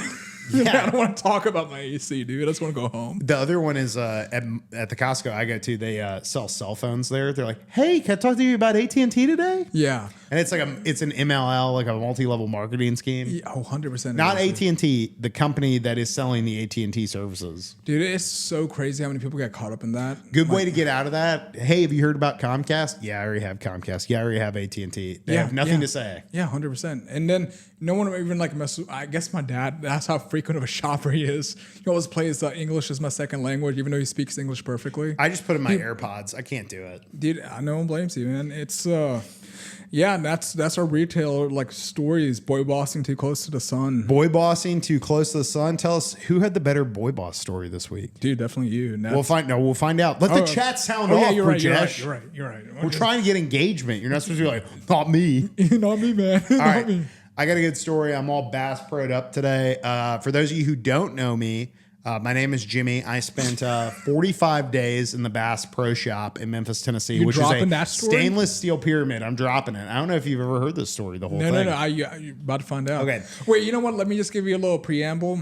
He did try to sell me an article. And, okay, this is the crazy thing, actually. You got viral with that story. Yeah, I did. Dude, my aunt was talking about you, and I'm just like, that really surprised me because how did you get in her network? And like, how did the story get to her? Me and Brijesh's family, like, dude, this. But it was just wild because that was my first introduction like of you after like many years. So, this guy's like, he knows virality, like how to get it story popping. Yeah. So we'll start with about a week before this happened. I was calling my friend at all hours of the night, leaving weird voicemails. It's just something funny I do. If my friend doesn't answer the phone, I'll leave him a funny voicemail. Yeah. Pretend I'm a Hot Pocket door-to-door salesman and be like, hey, miss, you were selling Hot Pockets in your neighborhood. Just weird voicemails that are funny. Yeah. So anyway, my buddy calls me back and he's mad. He's so mad at me. And he's like, you should know that private hours of someone's life are between 6 p.m. and the next day at like, say, 10 a.m. Do not call and be like, hey, let's chat it up between those. He's like, I'm a very busy man. And I was like, okay. So I get a call. Who is this? What? I get a call. It's wild. It's 6 a.m. Yeah. on Saturday morning, I believe. Yeah. And it's from my buddy who just went after me for having calls that weren't during the scheduled friend time, I guess, or whatever. Okay. So anyway, I'm a big caller. Yeah. He sounds like fun. He sounds like a fun dude. I answer the phone and I say, hey, this better be an emergency because you told me it's only emergencies, not outside of these hours. And he goes, oh my God, thank God you're alive. And I said, I'm as live as I'll ever be at 6 a.m. What can I help you with, sir? And my friend goes, so you don't know. And I go, no, I don't know. Oh, he goes, God, dude. He goes, your house burned down last night and they saved your dogs, the fire department. And dude, I go, know that. Good one. And I'm laying in bed and he's like, no, I'm dead serious. Here's the article from one of the local news stations here in Memphis. So at the time I was driving a 1977 Ford F-250. Yeah. So I drive that pickup truck about as fast as it will go to my place of residence. Yeah. And I get there and most of the house is burned down. I lived above a bar like Cheers. So it was like Cheers without all the responsibility. I lived in it during the coldest time of the year. The whole reason I got this because it had an outdoor patio balcony that I was like, oh yeah, this is going to be sick. Like living above a bar that has a balcony above said bar and be like, where's your place? I'm like, it's right there. Like dude, that. Yeah, that's awesome. So I never got to, great, yeah. But I never got to experience that because the weather, right as the weather started to get warmer, all this stuff happened. I had this house fire. So the house fire was from an electrical fire in their kitchen, I believe. And there's about a 5-second snippet of my little Boston Terrier getting oxygen on the news. So literally, I wake up Saturday morning, it's 7 a.m. and I'm like, hey, you know, like I have no place to stay in town. And I call my insurance. They're not going to let me file my claim until Monday because it was so late on that day. Yeah. I couldn't go to work that day. So I think it might have been a Friday. So anyway, I have to ask the girl that I've been dating for about, say, 6 weeks if she feels comfortable with me staying in her apartment with my 2 dogs.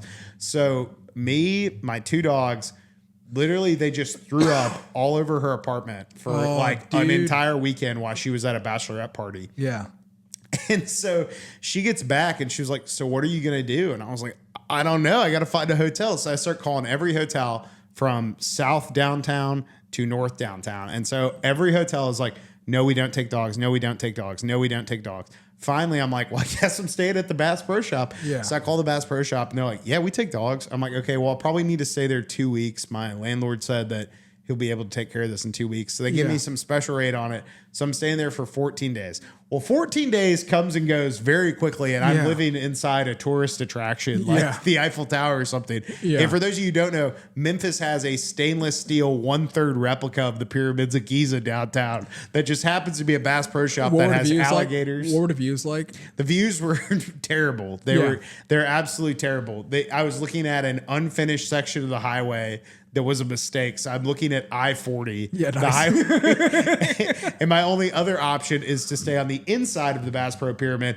which every day at 8 p.m. it's like, hey, shoppers, this is Bill Dance. So the Bass Pro Shop is now closing. Please make your way to the exits and check out. God, okay. So I couldn't do that. So I'm staying there. So about 2 weeks into it, my landlord's like, hey, it's going to take a little bit longer. You know, I just give it till, I think it was June. He said, give it till October and I'll have you back in your place. So at this point, I'm real mad. Then I'm at work and he says, none of the work can begin that he told me had already began until I get my stuff out. Guess how much notice he gave me to get my stuff out? What, like less than a day? He wanted me to get it out in less than a week. And I told him, I said, that's not happening for 1 calendar week. I called movers to get my stuff out of this burned down apartment. Now, not all of my stuff was, I had some stuff that was destroyed by the actual fire from the heat. If it wasn't destroyed by the fire, it had about an inch of soot on it or it permanently smelled like smoke. I take all my clothes to a dry cleaner. They're like, yeah, we can't get the smoke out and this could ruin our machines. We can't do anything. It's like I'm talking like I threw away 8 suits, everything, lost a bunch of family heirlooms, all this stuff. Dude, I didn't know. I actually didn't know it was that serious. I got compensated by my insurance company, but not enough to cover everything because they depreciate a bunch of your assets and stuff. State Farm did take very good care of me and whatnot for it. So anyway, I have done all the replacements for this. I find out to do a replacement, I have to fill out a CRM table that has no up, down, left, right. You have to click into each of these boxes. Yeah. So I think I filled out probably 3,200 entries individually that have like 8 lines of data that you have to manually input. It was to the point where I was like, I'm just going to get a kid from the neighborhood to do this for $1,000. Yeah. So, and then I had to log all my receipts for about 90 days. So October rolls around and they're like, hey, you know, we're going to take a little bit longer. We need till the end of the year. And I was like, okay. So I roll over there. I see they have made 0 progress on renovating this. And I've just been what I consider to be not negotiated in good faith with my landlord. So at that point I said, hey, I'm not moving back in. I need my security deposit back. So they give me my security deposit back. At this point, I am on like day 32 of staying in the Bass Pro Shop. And this is all coming out of your pocket, right? Right. And it's starting to make the rounds, okay? So I was in the newspaper here in Memphis about it. It was behind a paywall. So I had to send the... I got the article for free, but I had to... Most of the people were like, I'm not paying $15. Dude, I was one of those people. So I was concerned, but I didn't know the story was this. This was behind the paywall. This is the best part. I go to do the interview with a very famous reporter in Memphis. Like he's been reporting the news since like probably 1998 here in Memphis. Went to Harvard, very astute guy, very big in the community. So I go to walk my dogs around the Bass Pro Shop, which I have the dogs every day. So I have to go from level 2 to level 1, then back up to level 2, like 3 or 4 times a day with dogs so they can use the bathroom and stuff. Yeah. So I'm going through poop bags like crazy. So I go to start this interview with the news reporter, and I'm on my last poop bag. Yeah. And I was like, please, for the love of God, just have one poop today. Just that's all I need for my dogs. Yeah. Nope. My dogs have like 3 liquid poops throughout the Bass Pro as I'm walking around getting interviewed and stuff. Yeah. And like some of the quotes I would consider to be a bit exaggerated. Like they asked what I was eating there. And at the time I was eating like whatever the Bass Pro sold. So like pork grinds, Uncle Buck's candy, beef jerky, stuff you find at a gas station. Yeah. But they did the article came out. It was like, I ate 15 bags of pork grinds. And there's just a fat picture of me living off of to-go food. Might as well have been you in a shirt with pork rinds. Oh yeah. So that all happened. My wardrobe, which I lost, then became like this Bass Pro hat and this Bass Pro shirt. I had like 20 of them, and I was like, what am I doing with my life? So I threw them away. I was in the best shape of my life before I moved into this Bass Pro period. I'm coming out of like 90 days of eating like to-go food. So anyway, I'm there at the Bass Pro from doorstep to doorstep, 45 days in a hotel covered by my insurance. So for any of you that are listening on a serious note, if you do not have rental insurance, please make sure you get rental insurance because it covers your loss of occupancy. That is like, I mean, such a, okay. So all my reactions are genuine because he's never heard this story. You've never told me the story. And right.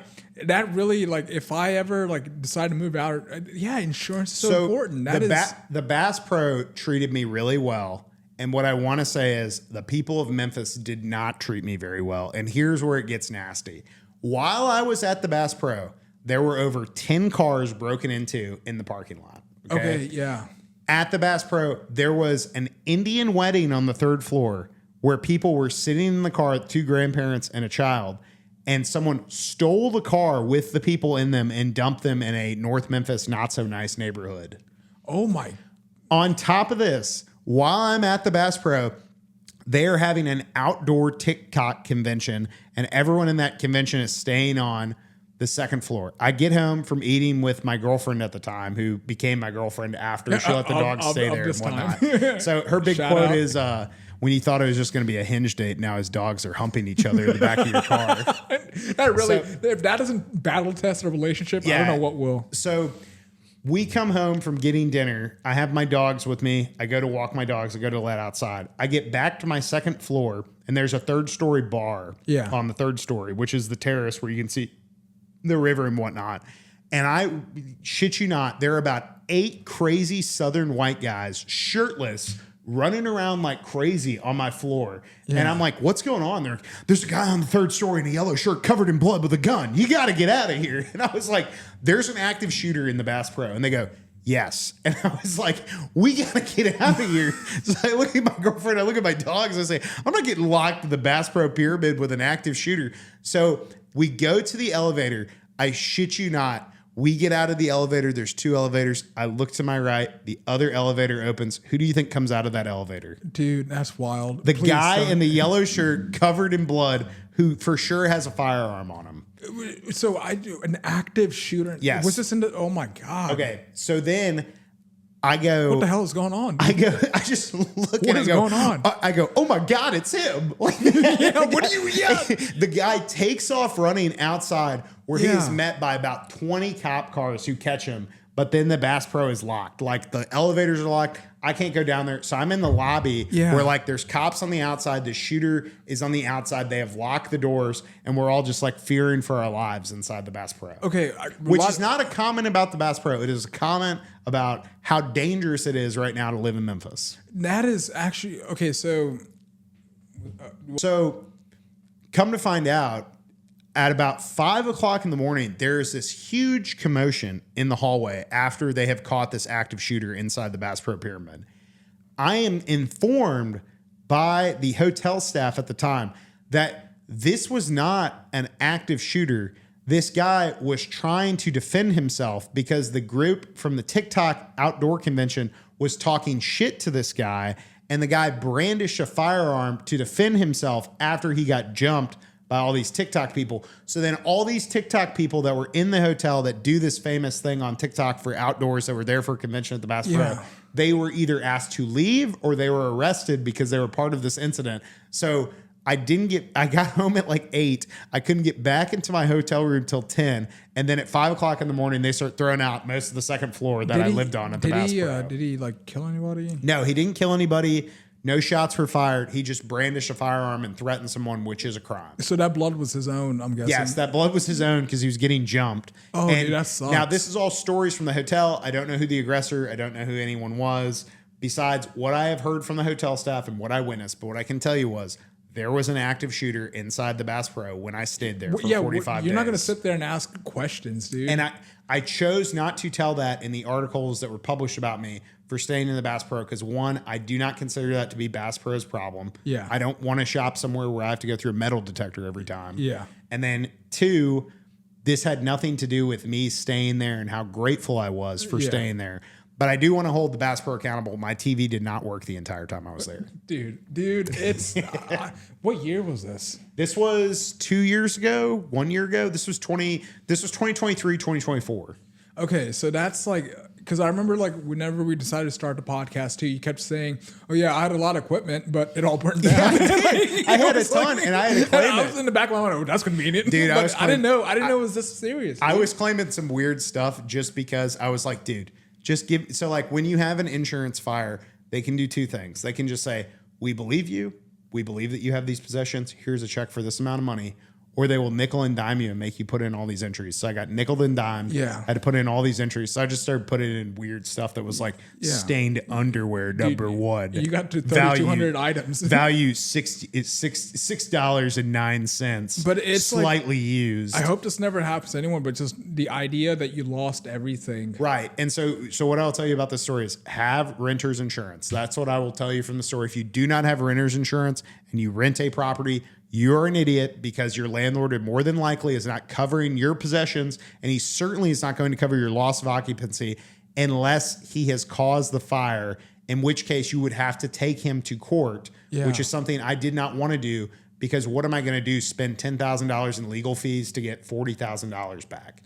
Dude, and it's just like you don't want to believe either that the other person is the one who actually caused the fire. But it was like I'm also not going to say that I believe that somebody caused the fire, but what I will tell you is a street that does not have a lot of people at 4 a.m., someone called in a small fire at 4 a.m., which I do not believe someone just walking by saw that. But I also would like to shout out the Memphis Fire Department who saved my little dog Mongo by giving him oxygen. Dude, that's awesome. And it's like shout out to like your plot armor because you got saved. That is, we will post the video of Mongo getting oxygen on the pod. Yeah, but what's awesome is that like no, legitimately, I'm very happy, dude, because that was a really close call because it could have been you in that. I constantly talk to this about with my girlfriend. What would we have done if we were there? My girlfriend and I now live together, so we would have had to ass our way off a tin roof. And then somehow I would have had to get my 15-pound dog off the roof, which I probably would have had to drop him or like lower him down with a leash and then drop him. But I don't know what I would have done with my 115-pound dog. That's if you're lucky enough to actually wake up and not like... Correct. No, dude. We would have... Like, I'm telling you, there was a black soot fire around my electrical box from this electrical fire. No, I'm just like more concerned, like what is it? Carbon monoxide or something like that. Yeah, I definitely would have had smoke inhalation. So that's another thing. My 2 dogs had smoke inhalation, and so the thing on the claim was like, you had to get $10,000 hyperbaric oxygen treatment is the only thing they could do for the dogs, and put them like where the Kenyan marathon runners go to get more hemoglobin in their blood. Yeah, and I was like $10,000 per dog. These might be the last 2 pieces of property I buy clay. Dude, that's my wild. $50 mutt. Oh, that's 115 pounds and my 15-pound purebred Boston it's Terrier. Like when you're looking at that much of a, because really you're by yourself. Like you got no one supporting you. You're like doing everything for yourself. So it's just like, it's easy for me to like, like I'll do anything for my dog, but it's just like, dude, that's not a fucking cheap. Shout out my work. My work was very understanding as well. Let me take time off and whatnot. And I found out very quickly who my friends were, and then shout out everyone who helped me during my house fire. I know. You know what's crazy? Knock on wood. Shout out my buddy Joseph. He helped me move stuff when my movers canceled on me at the last minute, and F that moving company who did that to me. Well, here, like, shout out. Okay, so if you had called me in 2023, I would have been like, okay, I definitely would have not been a real friend. But like now, it's like now that we've spent, now it's like if something happened to you, I got you. Like, right. Don't worry. This was also a week before my barbecue fest team was going to kick off, and I'm supposed to be a big part of that and help them move. So shout out my barbecue fest team for not letting me out of responsibilities, because you do a ton of work for barbecue fest, and they were like, house fire. Then it was in the paper. They're like, oh my god, are you okay? Yeah, exactly. So I had a house fire. Okay? Then, this year they were like, are you gonna help with the barbecue fest team? And I was like, well, it's funny you say that. I had a house fire 2 years ago. But all my buddies, once I was safe, they were like, you're never gonna let this house fire thing go. And I was like, no, it's like, first of all, like, it's we've seen videos of like, okay, in North Carolina when the floods happened, or even Texas recently when the floods happened, you lose your entire residence. And it's like what you like. I know you're downplaying it, but losing your family heirlooms is not like that's not losing your family heirlooms sucks. Losing your clothes sucks. Yeah, losing stuff that you have to replace that you know you're not going to use. Like, you got to get salt and pepper. You got to get ketchup. Yeah. You got to get water. You got to get dishes. You got to because what am I going to do? Clean off stuff that has soot and hydrocarbons and all this stuff all over it and take a chance that I'm going to put it in my body, or am I just going to throw it away? So I had to let a lot of things go that I wouldn't have let go if something else would have happened. I probably would have had those possessions for the rest of my life. Like, I lost this big of a Rockstar cooler that it was a gas station that I got from someone that worked at PepsiCo that I cannot replace. Dude, that really sucks. For my 18th birthday, I got that. At least you got a cool story out of it. Yeah, I guess I got a cool story. I also got a girlfriend really locked her down. She was like, "Ooh, baby, Bass Pro." Trauma bonded with her. When I was living downtown still, people would be like, "So where do you live?" And I was like, "See that pyramid over there? That's mine." Yeah, actually 203. I got a little lot. Yeah, people would be like, "Oh my god, you're so rich." Or like I was at places and people were like, "That's the guy that lived in the pyramid." Dude, like, oh my god. What I want to find are those TikTokers. This is the first time I have ever publicly told this story besides that interview. Dude, that's actually wild. Like, shout out the guy who interviewed me for the Daily Memphian. He did quote the right amount of fudge that I was eating, which was probably too much. When I moved into the Bass Pro, I could do 75 consecutive push-ups. When I moved out of the Bass Pro, I could barely do 20. Well, dude, it's like don't downplay the trauma you probably like went through. It sounds so like not alpha. But did you just fall? Yeah, I did. I just ripped ass on this podcast. It's Brajesh's least favorite thing about me. Dude, it's like, no! But I'm like, oh my God, I just Who stepped on that frog? Jimmy's butthole. All right. I think that kind of wraps it up. Do you have any question? Give me 2 questions, 1 question about my story. Anything?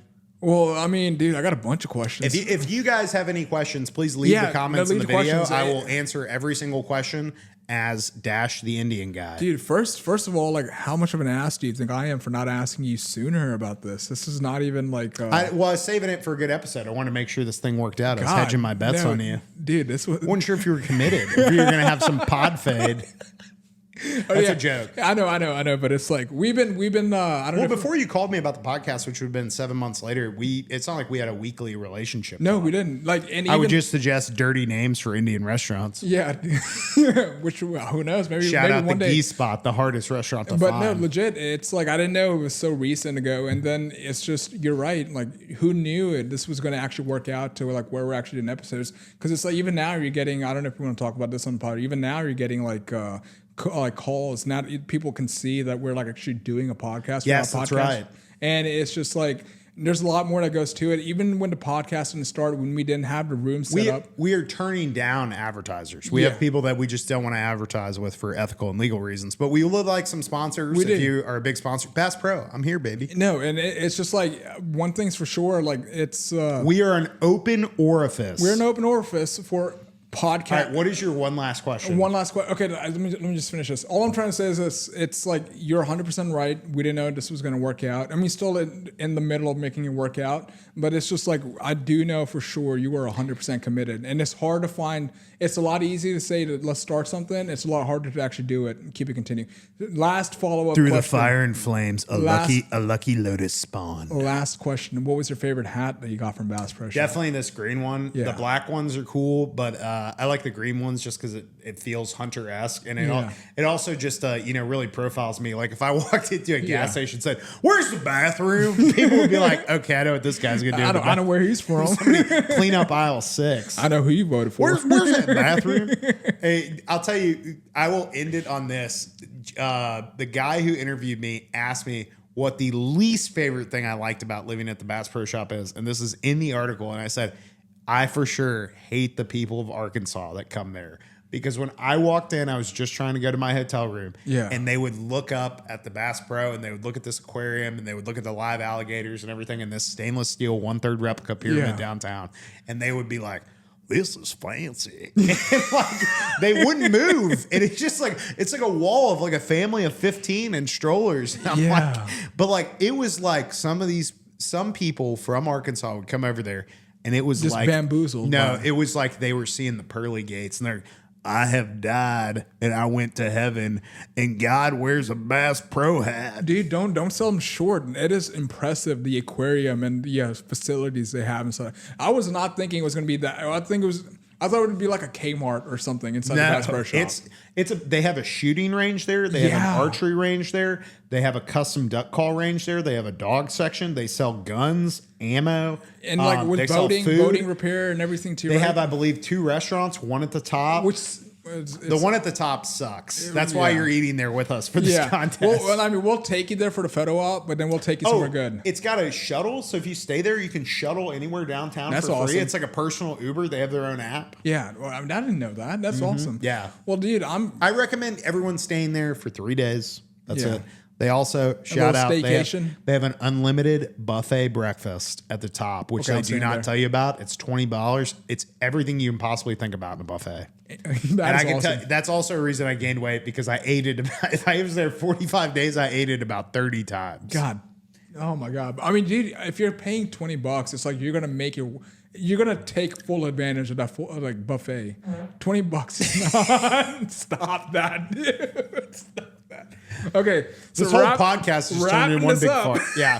So we're gonna wrap this up. However, thank you for sharing that, dude. Brijesh doesn't know that we're gonna wrap this up about him. Oh my God! Right. I thought you would have forgotten this. I didn't forget this. Like, I love it when you start saying "wrap it up." I'm like, "Oh, cool, we got 30 more seconds." Hey, let's wrap this up with one more segment. Okay, all right. Brijesh has begrudgingly agreed to do this segment that I've been pitching since the first episode. Yeah, which is we are now accepting dating applications for Brijesh. So you must fill out a Google form. We are going to make a QR code. We'd love that QR code right here. We'll do it. Not right here. But right here. Right in front of this beautiful tree. Right in front of the tree. So if you have a QR code, you are a woman who is interested in Brijesh. Yeah. And you would like to pursue him or, you just want to take your shot. You can fill out our Google form. We'll have some Hinge prompts on there for Brijesh saying who he is, what he's about. We'll need you to answer 3 specific questions. One of the Brijeshes lies to you. One of the Brijeshes tells the truth. Which Brijesh do you ask what question? Okay, time out. How much thought did you put into this? I put a lot of thought into this. This is your Hinge. We are making your box score. This is your tea. This is my tea, my box score. We need weekly updates. What's the point of fame if you don't actually use it? We need weekly updates on the submissions for the dating applications. Okay. And we also, if there is a date, we need an update on the date. Okay, so a couple of things about me. I'm 6'4". I'm the son of a... I'm 6'4". I am a billionaire. I have blue eyes and a trust fund. I'm a son of an oil baron. Yeah. So, no, but it's... okay, let's do it. It'll be fun. Let's do a little... I'd love to take y'all out, Let's ladies. do 3 dating show questions. You can answer them, and then we'll wrap this up. What is your perfect date? My perfect date. And if we're being 100% honest... My perfect date would probably be just a dinner at let's go to Huey's. Let's go somewhere simple. Okay. A first date. I hate Huey's, but go on. No, I love Huey's. I'm out. I'm not filling out an application. No, just a simple restaurant just for a first date. If you go to Huey's, get the crispy fries. Make sure they're crispy. Second, definlinely... no, it's just what is your perfect date? It's not a second date. Brijesh already thinking about a second date was perfect. All right. Mongo. All right. What is your favorite thing to eat that is non-Indian food? My favorite thing to eat. It's definitely... Okay, now this is... what's your death row meal? Oh my God, dude. Chocolate molten from Chili's. Okay. From 2016. So I hear that you're going to Chili's. So we may start this as No, Chili's date contest. 2016. Oh, they don't have it anymore. No, they have it, but it's like discontinued dude, Chili's. No. Have you noticed the quality of food's dramatically dropped? Chili's was never good. Let's start there. Okay, well, when it comes to like our family meals, we would always go to Chili's to have a little family meal. Hey, hot take. I like Chili's better than I like Huey's. Okay, I'll take it. I mean, both restaurants, it's damn Huey's and Chili's. You're here, and it's a big spender. Are they going Dutch? Are you paying for them? Yeah, duh. Okay, I just want to make sure. I'm a gentleman, but it's unless she offers to pay for you. Well, I mean, it's like I think this is 2025. It's gender norms are out the window. They are out the window, but it's just like I don't know. I just think it's a gentlemanly thing to do. Okay, you know. All right. But my only thing, with Chili's or Huey's, doesn't really matter in restaurants. The quality of the conversation. Third and final question, just so we can thin the field of the enormous amount of applications we're going to get. Third and final question, which I'll ask: what is your deal breaker red flag? And do not say a long pinky nail. Oh my God! I didn't think of a long pinky nail, dude. Yeah, right. Long pinky nail. No. It can't be. So my red flag. Someone that you can say like, if they're a Yankees fan, if they hate blah blah blah, if they don't like Titan AE. It's I guess being super picky. Being super picky. Yeah, it's more so because it's just not that there's no like it's. Life gives you a certain set of options, and it's like if you get super duper picky about it, it's like that's that going to be more of a headache for me later on. And it's just more so we've already got a lot of stuff going on. And I'm not saying picky as like don't have preferences, but it's Brijesh is a busy man. He's one of the busiest friends I have. Dude, it's wild, and I try to make as much time for this as I can. I really do. So just be clear, the date will be after 9 p.m. and it'll be quick. No. But it better be. Maybe not even picky. It's you know what? Forget the pickiness. Be as picky as you want. You know what a deal breaker? If you're not open-minded, and not in the sense like something like weird and like it's like how broad is your like thinking? You know, like how someone that can accept new ideas. Yes, and like okay, so dude, I know this blows. Like you and I, we like believe in aliens or like whatever, right? But it's more so like the mathematical probability of aliens existing. Right, exactly. Was a complete like she didn't even like think of this for some reason. That right there was like. Like, how are you sitting on this earth? If you hate the ancient alien segment, do not fill out the application. There you go. It's more so like how deep of a thinker are you? Is more so would be my red flag. Like, are you just surface level? Do you like have depth to you? I can't believe Brijesh is going to take you to Uncle Bob's Bar and Grill for bowling at the Bass Pro. I'll do it. Because here's what I truly believe. It doesn't matter where we go. It's not the location as much as it's the person that makes the date. It's the destination. It's the journey. It's the journey to the destination. Is it a marathon or a sprint? Dude, with my life Trick question. It's a sprint marathon. Can you imagine sprinting a marathon, dude? Right. Oh, my God. We're going to wrap this up. This has been episode 21. 21. We're already at 21. Thanks for tuning in. We didn't plug our socials, so we're going to plug those right now. X, Spotify, YouTube. TikTok, Facebook. Not LinkedIn, not OnlyFans, not True Social, not Blue Sky. If you are in the top 2,000 Instagram followers, if you are in the top 1,000 TikTok followers, and if you are in the top 1,000 first subscribers to the pod, we are going to get you either a Rack or Rendezvous ribs if you don't live in the Memphis local area, or we will take you to the top of the Bass Pro Stainless Pyramid, and we will bring you on the pod to review the meal. Okay. Well, hey, guys, thank you for listening. Thank you all for tuning in. We love you, and thank you for all the engagement. Get renter's insurance. There we go. And y'all have a great night, and get ready for the application. Bye. Bye. That was actually, that was an amazing story. Thank you.